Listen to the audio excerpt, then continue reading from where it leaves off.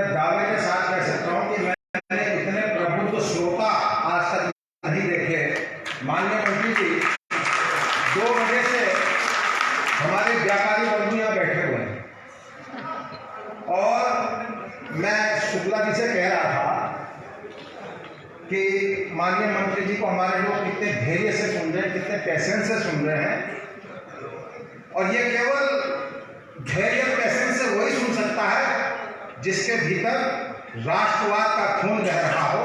तो एक बार आप सब अपने लिए तालियां बजा दीजिए जरा जोर से। और मुझे तो सबसे पहले मंच पर बुला दिया गया और सबसे अंत तक मुझे, क्योंकि मुझे आपने कार्यक्रम की अध्यक्षता करके किसी को पनिशमेंट देना हो ना, कुछ अध्यक्ष बना दिया जाता है कार्यक्रम में, तो ऐसा जो है। लेकिन उत्तर प्रदेश उद्योग व्यापार संगठन का आजादी के अमृत महोत्सव में गाजियाबाद में माननीय मंत्री जी ये पहला कार्य है। और जिस तरह से आदरणीय अध्यक्ष जी कपिल शर्मा जी, अमित गोयल जी, हमारे नरेश ढींगा जी मेरे पास आए और बोले मंत्री जी हमारे नितिन अग्रवाल जी हमारे कार्यक्रम में आ रहे हैं। तो मैंने कहा वो केवल एक राजनीतिक दल के मंत्री नहीं हैं, वो सरकार के मंत्री हैं। और मैंने उनसे कहा कि बड़ा मन करके गाजियाबाद के जितने व्यापारिक संगठन हैं उन सबको आप इसमें आमंत्रित कीजिए। और मैं आज देख रहा हूं कि हमारे तमाम गाजियाबाद के व्यापार मंडल के लोग यहाँ इस कार्य में आए हैं। मैं आपके बड़े विजन को, बड़ी सोच को नमन करता हूं। माननीय मंत्री जी सारे लोग भारतीय जनता पार्टी के लोग नहीं हैं, अलग अलग राजनीतिक दलों से आए हैं। लेकिन किसी शायर ने बहुत अच्छी बात कही है कि मिट्टी है तो पल भर में बिखर जाएंगे हम लोग, और खुशबू है तो हर दौर को महकाएंगे हम लोग। हम रूहें सफर हैं, हमें नामों से ना पहचान, कल फिर किसी और नाम से आ जाएंगे हम लोग। मैं मां भारती को नमन करता हूं। और आज मैंने सारे कार्यक्रम अपने निरस्त कर दिए। दिल्ली में एक बड़ा कार्यक्रम था, उसमें मैं मुख्य अतिथि था।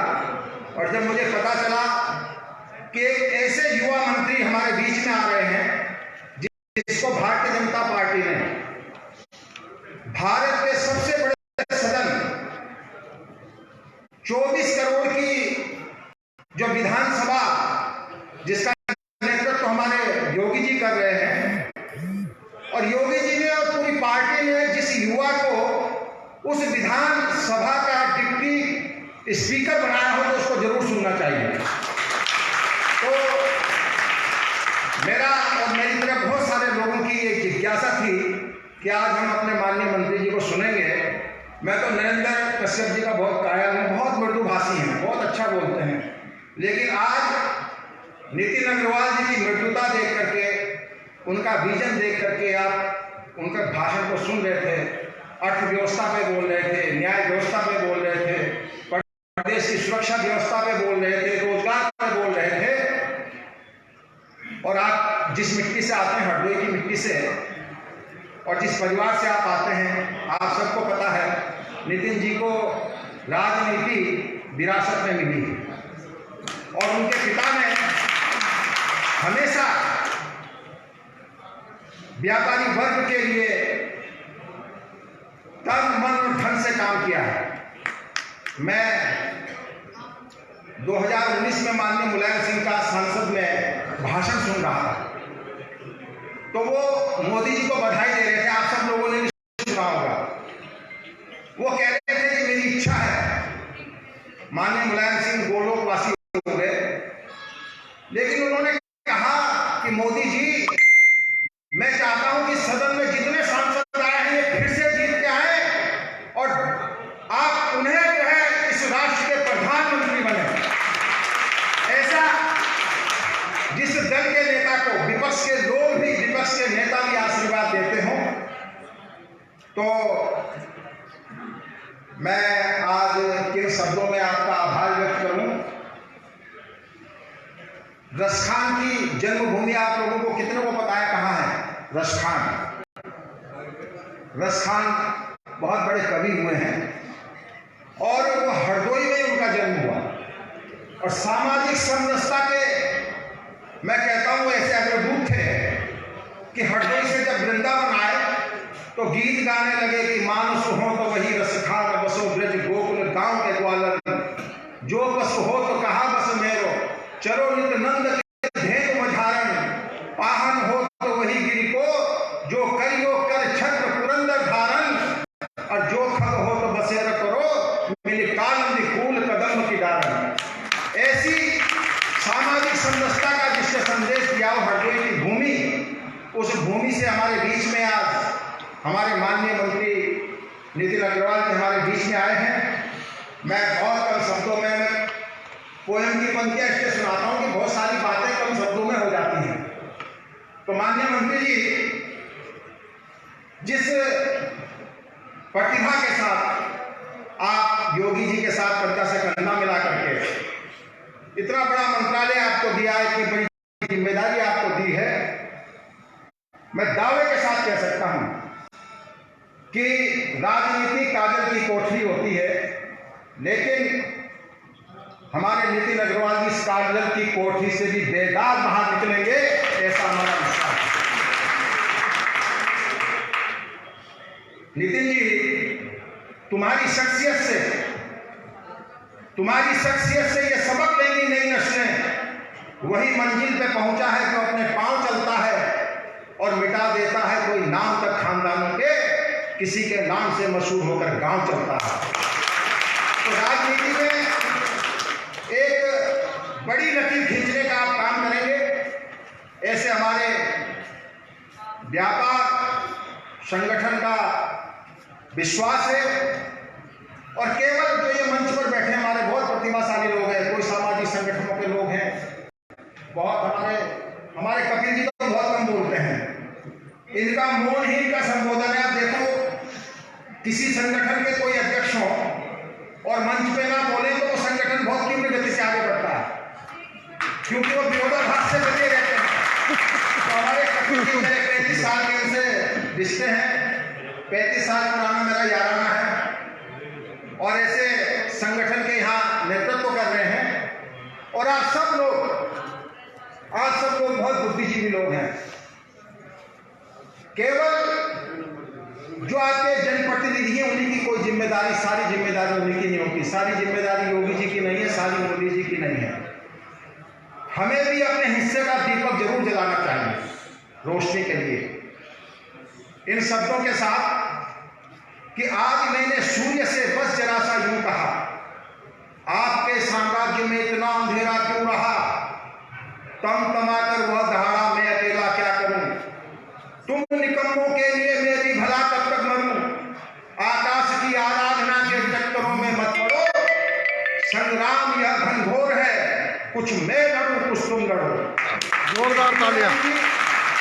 बहुत सुंदर समझनी है। मैं बोलने के लिए मैंने सबके भाषण नोट किए, और मैं चाहता, अध्यक्ष का तो काम यही होता है कि सबके बारे में बोले, लेकिन मैं समय को देखते हुए भी आप सबका आभार करता हूं, आप सबका धन्यवाद करता हूं। और उत्तर प्रदेश उद्योग व्यापार संगठन गाजियाबाद की इस इकाई से यही उम्मीद करता हूं कि आप समय समय पर ऐसे व्यापारिक सम्मेलन बुलाते रहें, अपनी दुख तकलीफ हम माननीय मंत्री जी तक पहुंचाएंगे। नरेंद्र कश्यप जी का दरबार तो रोज ही लगा रहता है, वो जब भी जाओ सबकी बातों को बड़ी धैर्य से सुनते हैं, उसका निदान भी करते हैं। और इस प्रदेश को उत्तम प्रदेश बनाने के लिए मैं इस व्यवस्था के बारे में नहीं बोलूंगा कि यहाँ रोज बैंकों से जब हम लोग कैश लेके जाते थे तो रास्ते में लोग हमारा पैसा, लूटे बदमाश पैसा छीन लेते थे। मंत्री जी बोल चुके हैं कि मोदी जी के राज में गुंडे बदमाशों के लिए इस धरती को, उत्तर प्रदेश को तो कम से कम जगह है ही नहीं, वो ऊपर ही पहुंचाया जाएगा। तो मित्रों, जब तक हमारा जीवन है तब तक संघर्ष रहने वाला है, जीवन में संघर्ष कभी खत्म नहीं होने वाला है। लेकिन मैं दावे के साथ कह सकता हूं कि इस राष्ट्र के निर्माण में, इस प्रदेश के निर्माण में जितना योगदान व्यापारी का होता है उतना अन्य योगदान और किसी का नहीं होता है। और व्यापारी इतनी मेहनत से ईमानदारी से अपना व्यवसाय करता है। तो माननीय मंत्री जी, मैं आपसे निवेदन भी कर रहा था, मैं तो ट्रांसपोर्ट व्यवसायी हूँ गाजियाबाद में, और ट्रांसपोर्ट व्यवसायी कितने दुखी थे। रोड पे सड़क पे ट्रक ले जाना ऐसा लगता था जैसे हम पाकिस्तान की सड़कों पे जा रहे हैं। जगह जगह पुलिस, ट्रैफिक पुलिस वाले हमें रोक लेते थे। जीएसटी वाले छोटे छोटे माइनर पॉइंट पे हमारे ट्रक बंद कर देते थे। लेकिन जब से योगी जी की सरकार आई है, तमाम शासन और प्रशासन दुरुस्त हो गया है। हमारे को दुख तकलीफें तो आएंगी, लेकिन हम राष्ट्रवादी लोग हैं। इस राष्ट्र को वैभवशाली बनाने में मोदी जी और योगी जी का सपना पूरा करने के लिए हम सबकी भी जिम्मेदारी है।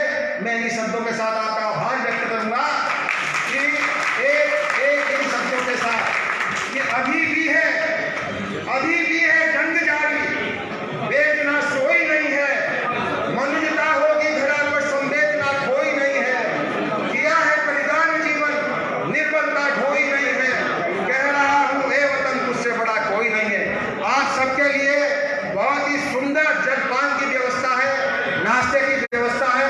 कोई सब जो व्यापार संगठन का जाएंगे। मेरा आप सबसे अनुरोध है, धन्यवाद। जय हिंद, जय भारत।